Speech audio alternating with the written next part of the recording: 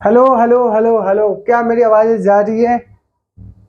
एक बार जा रही है तो यस और नो बता देना। हेलो एवरीवन, अस्सलाम वालेकुम, नमस्कार। कैसे हैं आप लोग?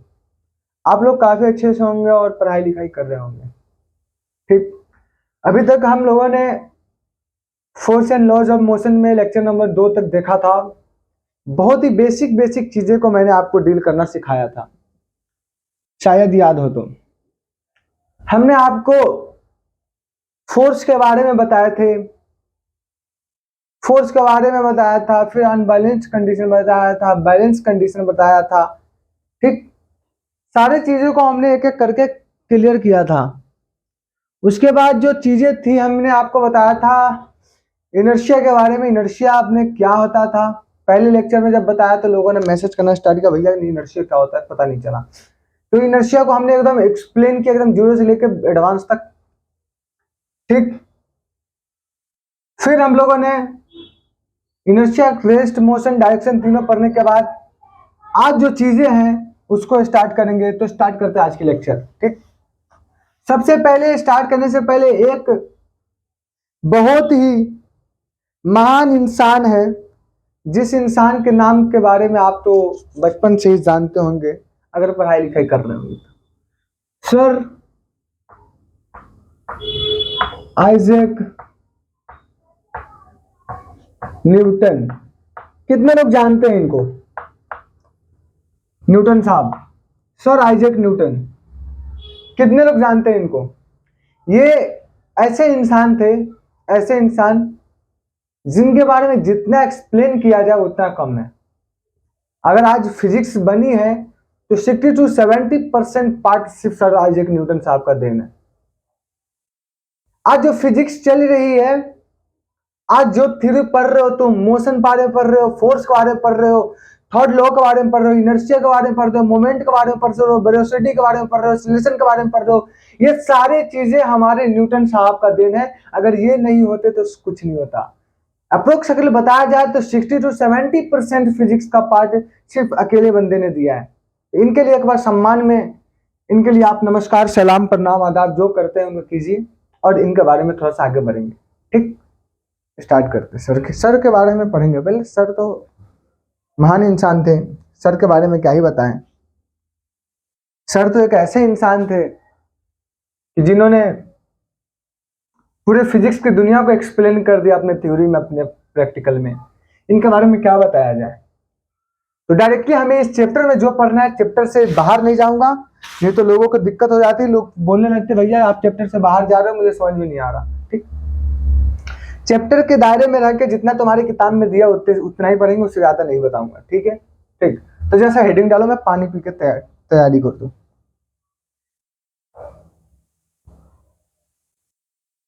तो सर आइजैक न्यूटन सर का देन है, इन्होंने तीन तीन नियम दिए बेस्ड ऑन फोर्स। इन्होंने तीन नियम दिए बेस्ड ऑन फोर्स, जिसको तुम लोग बोलते हैं first law, second law, third law. अब सेकेंड, फर्स्ट, थर्ड क्या होता है उसके बारे में जैसा हम एक्सप्लेन करेंगे अभी। ठीक। ठीक। तो इन्होंने, सर ने बताया कि दुनिया में जितने भी चीज है उस थर्ड लॉ पे काम, मतलब एक दो तीन, तीनों लॉ पे काम करती है। आज जो तुम चल रहा हो वो भी किसी लॉ में है। आज गाड़ी चलते हुए पीछे हो रही है, गाड़ी चल रही है, आदमी आगे पीछे हो रहा है, तो वो भी लॉ है। मोमेंट ऑफ इनर्शिया बोलते हैं। ठीक। तो वो सब चीजों को हम लोग इसमें डिस्कस करेंगे। पहले सर के रेस्पेक्ट में इन्होंने क्या बात किया था कि ये डेवलप किए थे, क्या डेवलप्ड, ये इसको लिखना है। ठीक है, इसको लिखना है। डेवलप किया था, क्या डेवलप किया था bro? Three laws of motion developed, three laws of motion, three laws of motion इन्होंने बेस्ड ऑन, किसके बेस पे? Based on the idea of, based on the idea of force, idea of force, force से लिखा हुआ last में, as a cause of change, as a cause of change, cause of change in velocity of body, in velocity of a body, velocity of a body, okay, so मैं क्या कहना चाह रहा हूं कि सर ने बताया, न्यूटन साहब ने बोला, न्यूटन साहब को एक बार बोलिए सर आपने क्या बताया, तो सर ने बोला कि मैं बोलता हूं कि दी वो जितने भी सारे, इन्होंने 3 लॉ दिया था, क्या लिया था, 3 लॉ दिया था। याद रखना सर आइजैक न्यूटन सर के बारे में तुम्हारे चैप्टर में force and laws of motion में क्या दिखा है, तो सर ने 3 लॉ को डेवलप किया था जो बेस्ड हुआ किसी न किसी फोर्स पे, ठीक है। जैसे जिससे हम लोग किसी भी चेंज है, किसी के बॉडी में वेलोसिटी में चेंजिंग आते हैं, तो वो सर ने इसके वेलोसिटी के डिपेंड पे बेस क्या है, फोर्स, फोर्स के बेस पे जो वेलोसिटी में बॉडी में चेंजेस आ रहे हैं उसके ऊपर ने 3rd लॉ दिए थे। कौन, सर ने दिया था, न्यूटन साहब ने, ठीक। अब वो तीनों लॉ क्या थे एक एक करके थोड़ा सा एक्सप्लेन करते हैं, ठीक है। पहला लॉ था, अभी हमने पढ़ा था इसको, लॉज ऑफ इनर्शिया। अभी हमने पढ़ा क्या है इसको, लॉज ऑफ इनर्शिया अभी पढ़े क्या हो ना, पढ़े अभी, अरे पढ़े हो, हाँ पढ़े हो। इसको बोलते थे फर्स्ट लॉ, क्या, the first law of Newton, Newton first law. इसको लिखते हैं the first law of motion, law of motion. Motion का पहला नियम क्या है, कोई पूछे फर्स्ट लॉ ऑफ मोशन क्या है, तो laws of inertia, laws of inertia को क्या बोलते हैं, फर्स्ट लॉ ऑफ मोशन। तुमसे कोई पूछेगा कि लॉज ऑफ मोशन क्या है, first of laws of motion क्या है, तो तुम बोला मोमेंट ऑफ इनर्शिया, नहीं सॉरी लॉज ऑफ इनर्शिया। फिर तुमने बोला कि लॉज ऑफ इनर्शिया क्या है, तो तुम बोला the first law of motion है। तो किसने दिया था, न्यूटन साहब ने दिया था। सेकंड क्या था, सेकंड के बारे में देखो, सेकंड सर ने दिया था laws of momentum, laws of momentum, momentum sir ने सेकेंड लॉ दिया था, लॉज ऑफ मोमेंटम। जो सेकेंड लॉ का रहा था क्या, the second law of motion, motion के दूसरा नियम, दूसरा नियम क्या है, the second law of motion क्या है, तो laws of inertia, sorry laws of motion. Laws of inertia क्या है, फर्स्ट, लॉज ऑफ इनर्शिया क्या है, फर्स्ट, जिसको द फर्स्ट मोशन बोला जाता है, laws of motion. Laws of momentum क्या है, the second laws of motion. Okay, the third दिया था सर ने, सर ने थर्ड दिया था एक्शन रिएक्शन फोर्स, क्या है, एक्शन रिएक्शन फोर्स। अब ये क्या था, सबको आगे समझेंगे, action reaction force, action reaction force.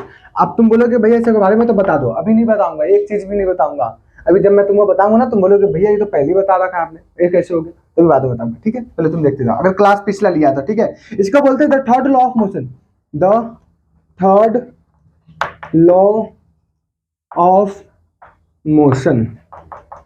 देखो हमारे पास न्यूटन सर ने 3 लॉ दिया था, क्या दिया था, 3 लॉ दिया था। तीनों लॉ को तुम जान गए क्या था, एक फर्स्ट लॉ था जिनको लॉज ऑफ इनर्शिया जो फर्स्ट लॉ ऑफ मोशन कहलाता है, दूसरा लॉ ऑफ मोमेंटम जो सेकंड लॉ ऑफ मोशन कहलाता है, तीसरा एक्शन रिएक्शन फोर्स जो थर्ड लॉ ऑफ कहलाता है। ये चीजें तुमको क्लियर है, ये चीजें क्लियर है, थोड़ा सा उतारो, ठीक, थोड़ा सा जल्दी उतारो, फास्ट में, जैसा फास्ट में उतारो, जैसा फास्ट में उतारो, जैसा फास्ट में उतारो, जैसा फास्ट में उतारो भाई।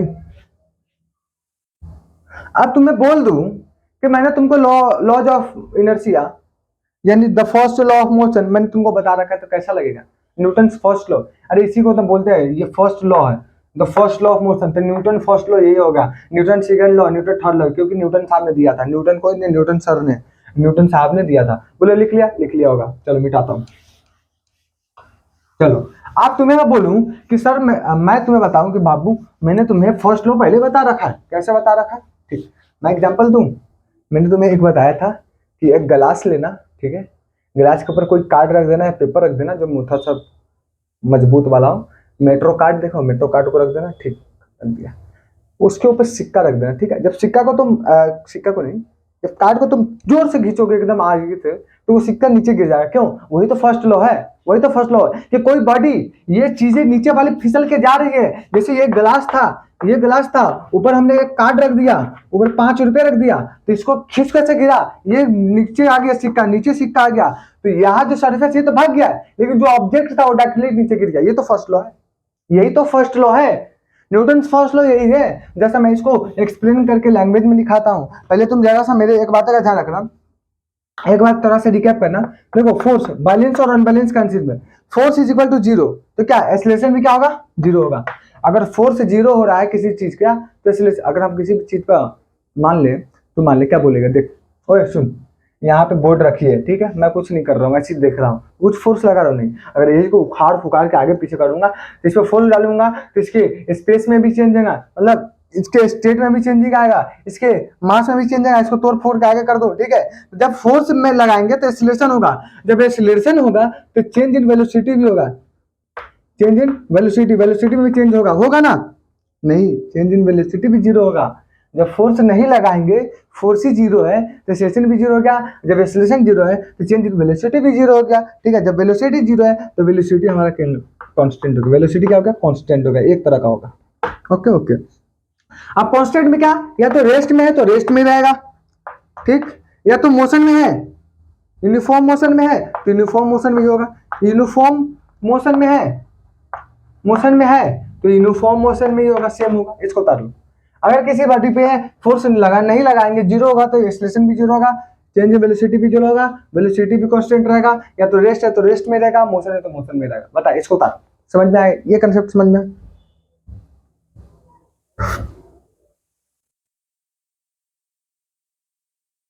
अरे यही तो चीज है, यही तो चीज है। हमने तुमको क्या बताया था, हमने तुमको बताया था कि एक एकदम जोर से गाड़ी आ रही है, चलती जा रही है 40-50 की, मान ले कि मैं जो हूं, मैं जिशान अहमद, ठीक है, मैं जो हूं, ठीक है, मैं बहुत अच्छा हूं, ठीक है, बहुत अच्छा हूं, ठीक है, मैं बहुत अच्छा हूं, ठीक है, यहां से लेकर यहां तक मेरा घर है, होम।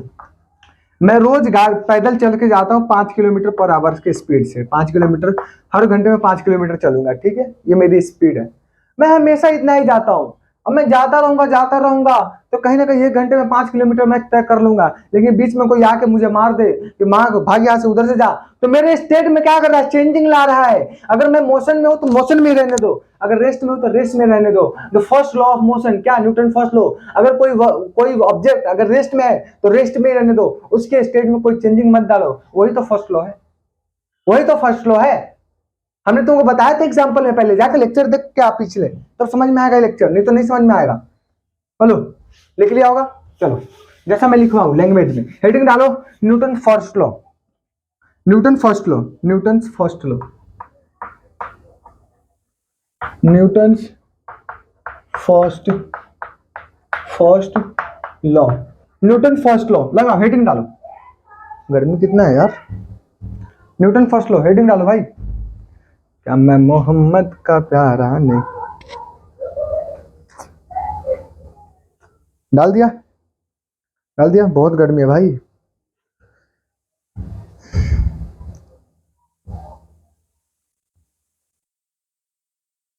तो चलो, जैसा मैं लिखा दूं इसके लैंग्वेज में, हमने तुमको समझा दिया कि जब कोई चीज रेस्ट में होगी तो उसको रेस्ट में ही रहने दो, उस पर कोई एक्सटर्नल फोर्स नहीं डालो, नहीं तो बॉडी क्या करेगी, वो ऐसी रहेगी, ठीक है, जैसे मैं लिखाता हूँ लैंग्वेज, ठीक है।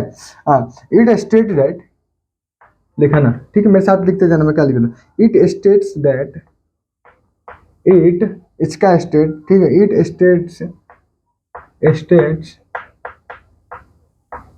दैट, दिख रहा है, बहुत छोटा नहीं हो रहा, नहीं यार सही तो दिख रहा है। It state that if body is at rest, if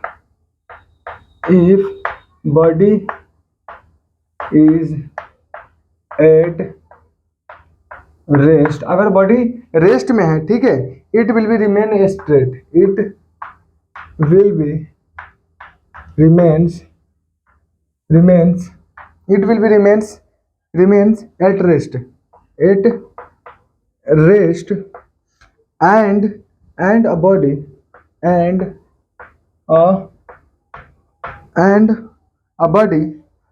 a body it remains rest, ठीक है, and a body, लिखना, मैं तो बाद में लिखूंगा, पहले लिख तो सही इतना, साथ साथ नोट्स बनाना ना। बॉडी विथ यूनिफॉर्म मोशन, लिख मेरे साथ, body with uniform motion, with uniform motion. मेरे नोट्स को ना एकदम अच्छे तरीके से रखना, ठीक है, बहुत काम आएगा आगे चल के, तुम जब पढ़ोगे ना 11th में आओगे तो तुम्हें लगेगा कि हाँ भैया ने मुझे क्या क्या चीज़ें बताया था, मुझे कितनी जरूरी काम चीज़ें बताई थी, अगर तुम साइंस लिया तो, ठीक है, अगर तुम फिजिक्स पढ़ोगे तब, ठीक है। तो तुम मुझे याद करोगे, तुम मुझे बोलोगे यार आपने भैया क्लास 9th में इतना कुछ कैसे बता दिया, इसलिए अभी पढ़ ले, ठीक है। बोल, लिख लिया।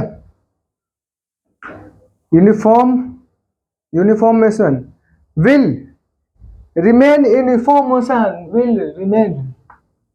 अरे हमने वही अभी तुमको बताया नहीं है, अभी तो तुमको बताया है। अगर फोर्स जीरो होगा तो एक्सेलरेशन भी जीरो होगा, जब एक्सेलरेशन जीरो होगा तो चेंज इन वेलोसिटी भी जीरो है, जब चेंज इन वेलोसिटी जीरो होगी तो उसमें कांस्टेंट क्या वेलोसिटी होगी, जब कांस्टेंट वेलोसिटी होगा या तो रेस्ट में चीजें रहेंगी तो रेस्ट में रहना पसंद करेगा, या तो मोशन में रहना पड़ेगा तो मोशन में रहना पसंद करेगा। उसमें कोई एक्सटर्नल फोर्स डालने की जरूरत नहीं है, वो ऐसा चाहता है। बीच बीच में अगर तुमने उस पर फोर्स चला तो तुमको गाली देगा, ठीक है। ये चीजें हमने तुमको पहले भी बता रखा है, उसी को तो लैंग्वेज में लिख रहा हूँ। It is stated that if a body is at rest, it will remain at the rest, and the body will be the uniform motion will be remains remain will remain at remain at क्या, वो भी कैसे में रहना पसंद करेगा, remain at uniform motion। अगर uniform motion में होगा तो यूनिफॉर्म मोशन में रहना पसंद, यूनिफॉर्म मोशन उसी में रहना पसंद करेगा। ये इतना बड़ा अच्छा इंसान है, ठीक है। जब तक तुम बाहरी कोई एक्सटर्नल फोर्स ना डालो, इसको भी लिख देता हूं, ठीक है। until on external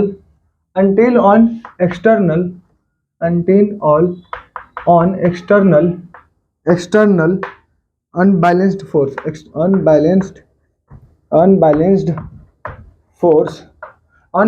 force is applied। Okay are you got it my points what I am going to say. मैंने कहा, मैंने तुम्हें क्या कहा, मैंने तुम्हारे क्या कहा, तुम मेरी बातों को सुनना, ठीक। मैंने तुम्हें बोला कि फर्स्ट लॉ में जब कोई चीज रेस्ट में होगी तो रेस्ट में रहना पसंद करेगा, जो कोई यूनिफॉर्म मोशन में होगा तो यूनिफॉर्म मोशन में मतलब एक चाल से अगर कोई 10 किलोमीटर पर आवर से चल रहा है तो 10 किलोमीटर पर आवर से ही चलेगी, उसमें कोई चेंजिंग नहीं आएगी। वो चाहेगा कि मेरे स्टेट में भी चेंजिंग कोई ना आए, वो हमारा फर्स्ट लॉ।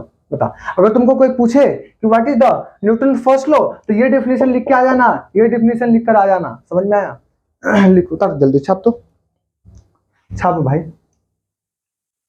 ठीक। until on external unbalanced force is applied। I got, समझ में आया। अगर दूसरे भाषा में लिखा जाए तो तुम वो बोल सकता है इन अदर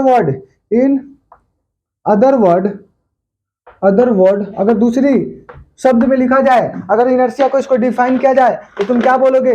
अगर दूसरे लैंग्वेज में तुमको बोला जाए, लैंग्वेज में दूसरे चीजों में, कि अगर तुमको इसको इसके अलावा क्या और तुम बोल सकते हो तो तुम इसको क्या बोलोगे, बोला कि inertia of a body.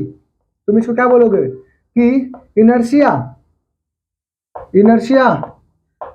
Of a body can only be changed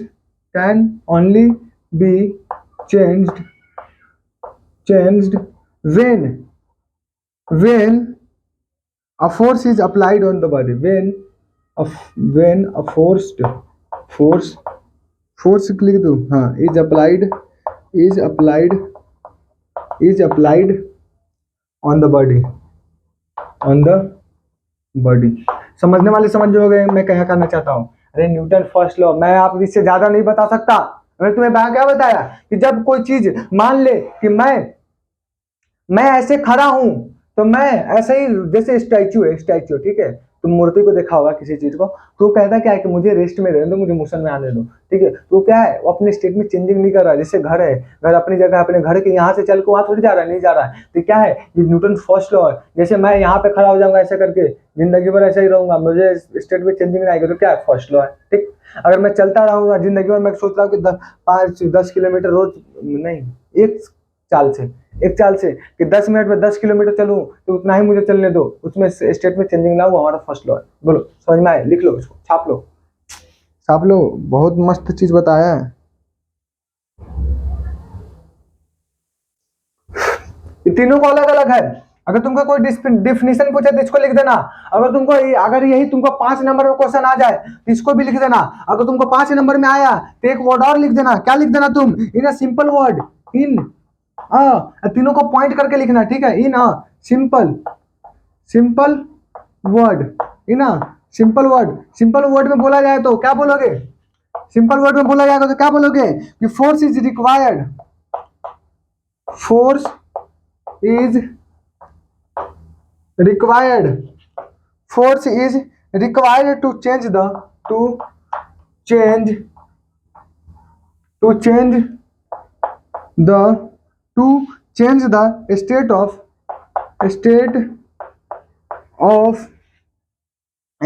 the body, state of the body, that is motion to rest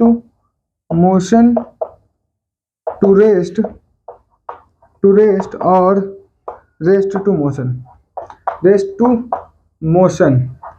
तुम बोलोगे क्या बोल दिया भैया, समझ में नहीं आया। अरे जब किसी भी चीज को स्टेट में चेंजिंग लाने के लिए हमें मोशन लगाना पड़ेगा, या तो रेस्ट में है तो मोशन, या तो मोशन में है तो रेस्ट में लाना पड़ेगा। ये चीजें कहने के बाद ये फर्स्ट लॉ। बोलो, लिख लो इतना, इससे ज्यादा मैं नहीं समझ सकता, इससे ज्यादा मैं नहीं बता सकता, सॉरी। लिख लिया? Newton first law clear? Newton first law clear? Newton first law मजा आ गया? न्यूटन फर्स्ट लॉ में मजा आ गया क्या भाई? आ गया ना? हाँ बता भाई, कितना मेहनत है, कितना मेहनत है भाई। चीजें तो एकदम मजा आ गया भैया, कुछ नहीं होगा। लिख लो।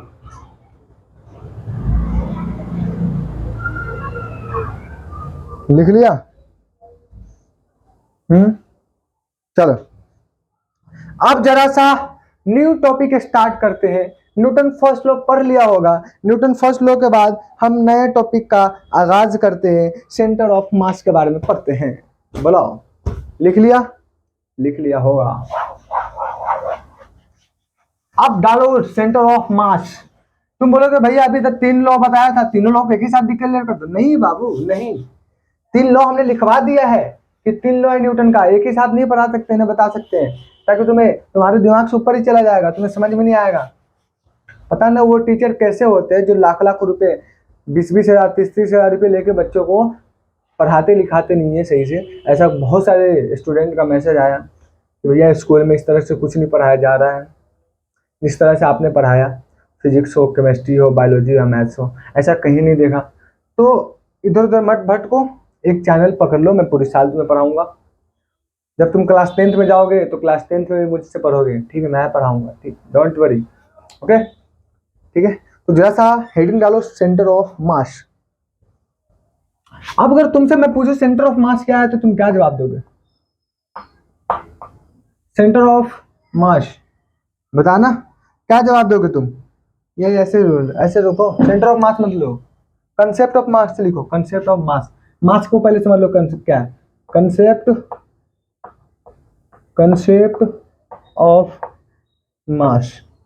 मैं तो क्लास 11th पढ़ाने जा रहा था, concept of centre of mass. रहने भी नहीं पढ़ाना, ठीक। कंसेप्ट ऑफ मास, मास के बारे में क्या समझते हो? देख, अगर तुम्हें बोलूं कि तुम्हें कंसेप्ट ऑफ मास पहले से पता है तो तुम बोलोगे कि ऐसे मजाक क्यों करते हो हर चीज में, ऐसे मतलब मेरे सामने ऐसे ये वाले हरकत क्यों करते हो, वो वाले डैश वाले, ठीक है। तो तुम बोलोगे कैसे? मैं बोलूंगा कैसे, मैं बता रहा हूँ, तुमने जानता पहले। अगर तुम मान लो कि एक ट्रक जा रही है, उसमें बहुत सारे सामान रखा होगा। एक ट्रक जा रही है, उसमें बहुत सारा सामान रखा हुआ है, बहुत सारा सामान रखा हुआ है, ठीक है। तो इसके ट्रक के मतलब नहीं है, ट्रक के इतने जितने कंटेंट, जितना माल रखा हुआ है, तुम बोलते नहीं हो मालगाड़ी जा रही है, मालगाड़ी। भैया मैंने देखा कि एक मालगाड़ी जा रही थी, उसमें माल रखा हुआ था, मतलब सामान रखा हुआ था, कुछ ना कुछ कंटेंट। तो इसके अंदर सामान रखे हुए थे कुछ न कुछ, या आटा हो सकता है, या गेहूं हो सकता है, या तो चावल हो सकता है, कुछ भी हो सकता है। तो ये ट्रक के अंदर जितने कंटेंट रखे थे, कंटेंट, जितने माल, हिंदी में बोलते माल, जितने माल रखे थे इस मालगाड़ी में, वो हमारा मास कहलाता है। अब तुम बोलोगे ये कैसे बेहूदगी वाला सवाल कर दिया आपने? फिजिक्स क्या है? फिजिक्स फील करो, फिजिक्स तुम फील करो, मैं तुम्हें फील कराऊंगा। फिजिक्स कैसे पढ़ता जाता है मैं तुम्हें पढ़ाऊंगा, मैं तुम्हें बताऊंगा फिजिक्स के बारे में, चीजें आसान करूंगा, ठीक? तो तुम समझ गए मास क्या है, ठीक? फिर तुमने देखा, थोड़ा देर चला, फिर तुमने देखा कि एक छोटी सी गाड़ी जा रही थी, और गाड़ी में देखा हमने, क्या देखा कि गाड़ी जो थी छोटा वाला इको कमांडर टाइप का, उसमें जो है ना लगभग चीनी का बोरा रखा हुआ था, चीनी का कट्टा पूरे चीनी से भरे हुए थे। तो तुमने क्या बोला कि वो गाड़ी नहीं जा रही है, उसके अंदर जो माल रखा हुआ है कि चीनी वाली गाड़ी जा रही है। क्यों? उसके अंदर का एक्चुअल कंटेंट जो है, वो कंटेंट हमारा क्या कहलाया था? मास कहलाया था। हम किसी भी चीज को मास कहते हैं। जैसे जैसे जैसे नहीं समझे? नहीं, ये है माइक, ये क्या है? माइक, ठीक है? ऐसे देखना, ये क्या है? माइक, ठीक है? ये हमारा जो है ऊपर वाला पार्ट, इसके अंदर जो चीजें डाली होगी, सेल डाला होगा, कुछ माइक वगैरह डाला होगा, ये हमारा माल कहला है इसके अंदर का, ये हमारा मास कहला है, ये हमारा मास कहला है। बता, मास का फील है, तुम्हें फील आ गया मास किसे कहते हैं? तो किसी भी एक्चुअल कंटेंट को क्या बोलते हैं? कंटेंट को माल बोलते हैं, यानी मास बोलते हैं, मास, ठीक है? तो तुम्हें मास का फील आ गया। मास क्या होता है इसको थोड़ा सा लैंग्वेज में समझ लो, ठीक है? क्या समझो? जैसे मैं तुमको बोलूँ कि मैं जो हूँ, मैं एक्चुअल वेट में अपना बताऊँ, मेरा 52.5 kg है, मतलब मान लो 53 kg का मैं हूँ, ठीक है? 52 kg का हूँ, ज़्यादा का नहीं है, ठीक? तो मैं जो मेरा जो मास है कितना है? एम, मास एम कितना है? वो 54 52 kg का है मेरा। अब तुम्हें बोल दूं कि तुम 10 किलो के हैं, तुम कितने किलो के हैं? 10 किलो के हो, तो 10 kg तुम्हारा क्या हो गया? ये मास हो गया। मेरा 52 kg क्या हो गया? मास हो गया। बताओ, समझ में आया? समझ में आ गया मास क्या हुआ? ठीक, जैसा इसको हम लोग लिख सकते हैं लैंग्वेज में, तो तुम लैंग्वेज में क्या लिखोगे? जैसा देखना कि mass is the measure of, लिखो, mass mass is the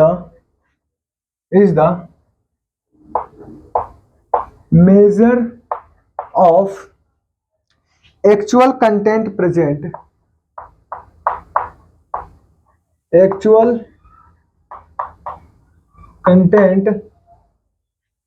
in a body, present in a body. Mass is the measure of actual content present in a body. हमारे बॉडी में, मतलब किसी भी चीज में, ऑब्जेक्ट में कितना मास प्रेजेंट है, कितना चीजें कंटेंट रखे हो, कितना माल है, वो हमारा क्या कहलाता है? मास कहलाता है। तुम्हें पूछेगा कि व्हाट इज मास, तुम बोलना मास is the measure of actual content present in a body. किसी चीज में कितना माल भरा हुआ है, वो हमारा क्या कहलाता है? मास कहलाता है। ओके गॉट इट, ठीक? जैसा इसके बारे में और पढ़ ले, ठीक? इसको हम लोग क्या बोलते हैं? ये स्केलर क्वांटिटी है। इट इज अ, एक मिनट, सॉरी, एक मिनट, पानी पी लो। इसको पहले ऐसा लिखो, पहले लिख लो, लिख लो, लिख लो।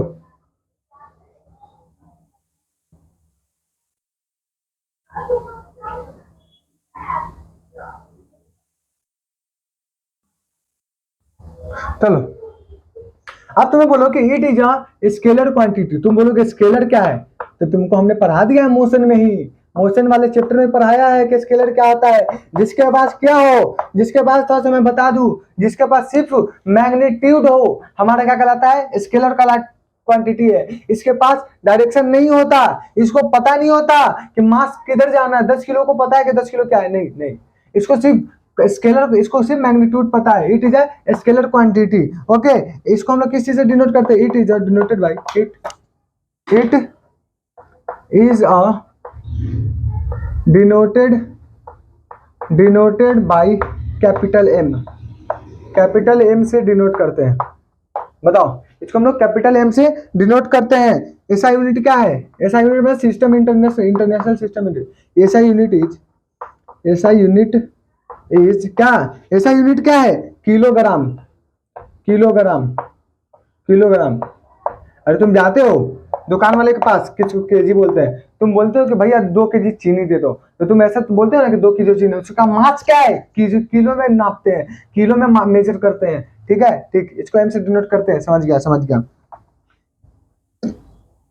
अब तुम्हें जब बोल दो कि इनर्शिया और मास से क्या रिलेटेड है, तुमको समझ में आएगा, ठीक, लिखो थोड़ा सा लिखो, inertia is a property, inertia inertia is a property of property property of inertia is a property of mass, inertia is a property of mass more the mass, inertia का प्रॉपर्टी का मास का क्या प्रॉपर्टी, इनर्शिया को ही मास का property बोलते हैं, मतलब जितना ज्यादा मास उतना ज्यादा more the mass more the inertia, ज्यादा इंग्लिश में लिख दूं, हाँ लिख दूं, ठीक, more the mass more the mass more the mass more will be the more will be will be will be the inertia, will be the inertia, जितना ज्यादा मास उतना ज्यादा इनर्शिया, जितना ज्यादा मास उतना ज्यादा इनर्शिया, मतलब जिद, ठीक है, बताओ, जितना ज्यादा मानदान करते हो उतना ही हरामी होता है, नहीं वही चीज है, लिख लो कंसेप्ट ऑफ मास, मास के बारे में तुम समझ गए होगे अच्छे तरीके से, इससे ज्यादा मैं नहीं बता सकता।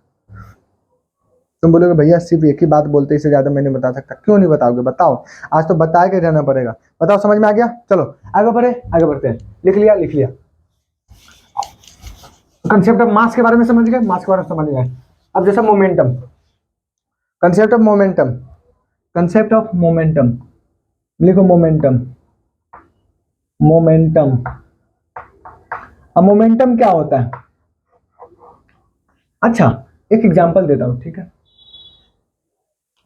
एक एग्जांपल तुमको देता हूं,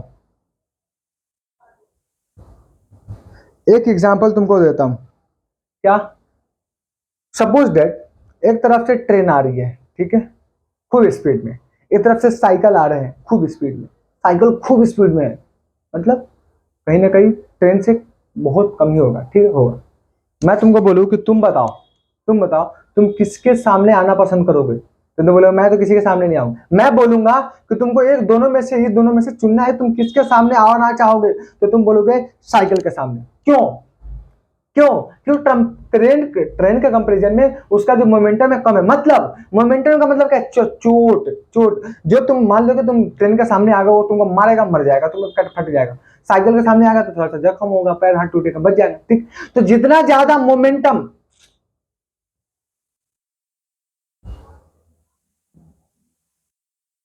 तो जितना जितना वो बॉडी पे डिपेंड करता है कि तुम साइकिल के सामने आए, तुम ट्रेन के सामने नहीं आए, ठीक है, तो हमारा मोमेंटम क्या, चोट, तुम्हें कितना जबरदस्त चोट, मैं तुम्हें बोलूं कि जब मैं बाजार में था, मैं बाजार में घूम रहा था, तुमने देखा मुझे, मैंने तुमको देखा, दोनों की नैना चार हुई, दोनों में प्यार हुआ, वो वाला प्यार, ठीक, मैं बोला मेरे पास था पेन, ठीक है, मेरे पास था बंदूक गन, मैं तुमको देखा, मैं तुमको बोला, क्या बोला, मैं बोला तुमको तू वहीं पे रुक, मैं तुम्हें गोली चला के मारूंगा, नहीं तो ऐसा बोल मैं पेन चला के मारता हूं, तो तुम किस पे मार, तुम क्या बोलोगे, तुम बोलोगे कि भैया मुझे पेन चला के मार दो, गोली मत मार, तो क्या, जितना कम, जितना ज्यादा चीजें उतनी ज्यादा चोट, मतलब जितना मोमेंटम, वही तो बात है, जितना ज्यादा मास उतना ज्यादा मोमेंटम है, जितना, तुम्हें यही समझाना चाहता हूं कि तुम किसके सामने आना पसंद करोगे,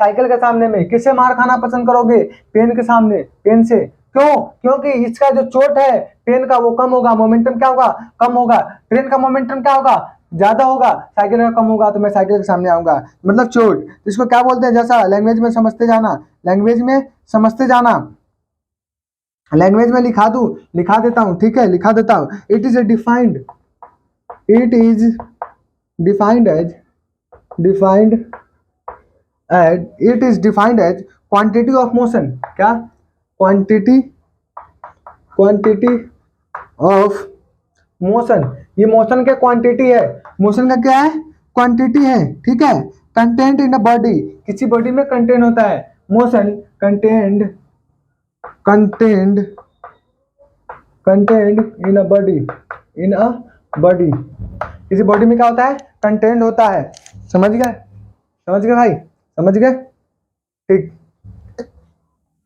तो तुमसे पूछे, तुम्हें समझ गए, इट अ प्रोडक्ट ऑफ, इसके बाद body, it is a product, इसी में लिखना, ठीक है। It is the product of product it is the product of mass of a body. It is the product of mass of a body, mass of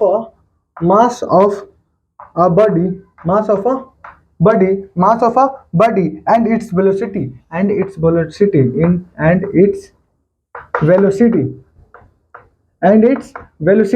तो तुम्हें अगर कुछ पूछे, तुमसे कोई पूछे कि मोमेंटम क्या है, तो तुम सीधे बता के आना, it is defined as a quantity of motions contained in the body. It is the product of mass of a body and its velocity.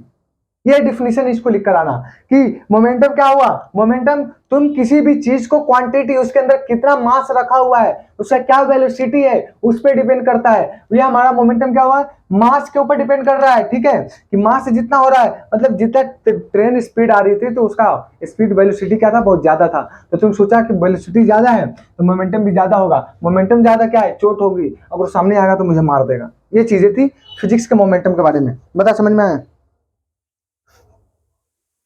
बताओ भाई। मतलब अगर बात किया जाए तो मास ज्यादा होगा, ठीक है, तो मास ज्यादा होगा। जो सा इसको देखो, मोमेंटम को हम लोग स्मॉल पी से डिनोट करते हैं, अब क्यों करते हैं ये नहीं पता, लेकिन स्मॉल पी से हम लोग मोमेंटम को डिनोट करते हैं, ठीक है। तो जितना ज्यादा मास होगा उतना ही ज्यादा मोमेंटम होगा, और जितना ज्यादा मोमेंटम होगा उतना ही ज्यादा क्या होगा, वेलोसिटी भी होगा। बताओ, ये वेलोसिटी क्या है, मोमेंटम क्या है, वो जितना मास होगा उतना वेलोसिटी होगा, जितना वेलोसिटी होगा उतना मोमेंटम होगा। ये चीजें हमारी चीजें मोमेंटम का कंसेप्ट में, ठीक ठीक है। ये क्या है, it is a vector quantity, it is a vector quantity. अब वेक्टर क्या है, जिसका मैग्नीट्यूड और डायरेक्शन दे रहा हूं, वेक्टर क्वांटिटी, ठीक है, ये वेक्टर क्वांटिटी है, ठीक है, ठीक। इसको हम डिनोट करते हैं किससे, it is denoted by P से, स्मॉल पी से डिनोट करते हैं मोमेंटम को, ठीक है, ठीक है। ऐसा यूनिट क्या है, किलोग्राम पर सेकेंड। ऐसा यूनिट इज क्या है, इज किलोग्राम मीटर पर सेकेंड, किलोग्राम मीटर पर सेकंड। अगर इसको थोड़ा सा शॉर्ट में लिखा जाए तो क्या, केजी, किलोग्राम मीटर पर सेकेंड, ठीक है, किलोग्राम मीटर पर सेकेंड, ठीक है, समझ गया? बोलो, हाँ समझ गया, ठीक, समझ गया, ठीक। तो मोमेंटम क्या हुआ, वो चोट पे डिपेंड कर रहा है, जितना ज्यादा मोमेंटम होगा, जितना ज्यादा मास उतना ज्यादा मोमेंटम, जितना ज्यादा मोमेंटम उतना ज्यादा वेलोसिटी। बताओ, समझ में आया? ठीक ना।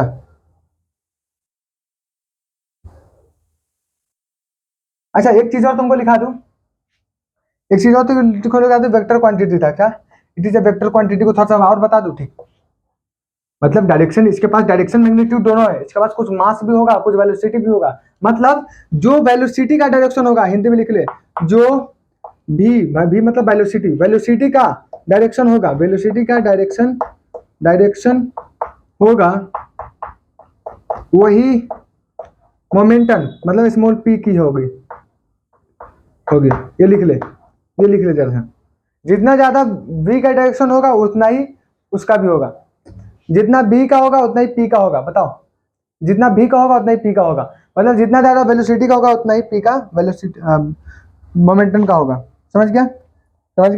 अगर मान ले इसको लिखना नहीं है, ठीक, इसको मत लिखना कि किसी का मास कम है तो मोमेंटम भी कम होगा, जो मोमेंटम कम है तो वेलोसिटी भी कम होगा। बता, मोमेंटम जितना ज्यादा कम, मान ले कि तुमको एक तरफ ग्रेट खल्ली है और एक तरफ मैं हूँ, ठीक, तो ग्रेट खल्ली ने मुझे मार दिया, ठीक है, और वो मान ले कि दो आदमी, ठीक, एक तरफ ग्रेट खल्ली, एक तरफ मैं तुम्हें बोलूँ कि किससे मार खाना पसंद, तुम बोलोगे कि मैं, ठीक, क्यों कि मेरे अंदर का मास कम है उसके कंपेरिजन में। मतलब अगर वो ज्यादा मारेगा तो वो एक बार मारेगा तो तुम्हें चोट ज्यादा आएगी, मैं मारूंगा तो कम आएगा। तो ये क्या है, मोमेंटम अगर कम होगा तब मास कम होगी तो मोमेंटम कम होगा, जब मोमेंटम कम हो तो वेलोसिटी भी कम होगी। ये चीजें समझाने का मतलब था। ये मोमेंटम का कंसेप्ट एक ही बोर्ड में, एक ही स्लाइड में पूरा कंप्लीट। देखो, लिख लिया। जैसे मैं मिटाऊं मिटाऊं, जैसा देखना मैं मिटन के बारे में थोड़ा सा और, तो मास और वेलोसिटी के बारे में आपने अभी बताया था, ठीक है, बताया था, मैंने बताया था, मुझे पता है। तो मोमेंटम क्या है? मोमेंटम, मोमेंटम को अगर बोला जाए तो क्या होगा, इसका फॉर्मूला होगा तो मोमेंटम क्या है? मास और velocity, mass into velocity, mass into velocity is equal to momentum. Momentum क्या है? मास इनटू वेलोसिटी। मास को हम लोग एम से डिनोट करते हैं और इनटू का इनटू, वेलोसिटी को भी से, मतलब M is equal to M भी, एम इंटू भी, ये हमारा, अरे मोमेंटम मतलब पी ना यार, पी इज इक्वल टू क्या? मास इंटू वेलोसिटी, मतलब P is equal to M भी, एम भी, ये हमारा फॉर्मूला पहला मोमेंटम का। इसको लिख लो, momentum is equal to mass into velocity, लिख लो, इसको लिख लो, बहुत इंपॉर्टेंट चीज है।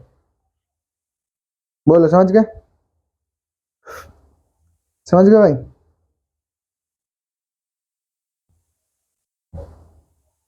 बताओ, समझ गए होगा? चलो, समझ गया? इसको तुम याद करके रखना, इस पे हम लोग कल क्वेश्चन करेंगे, कल क्वेश्चन करेंगे, ठीक है? कल क्वेश्चन करेंगे, ठीक है? एक करा दूं, एक करा दूं? नहीं, कल कराएंगे, पहले तुम इसको पढ़ लेना अच्छे तरीके से, कल कराऊंगा। Okay, thank you so much.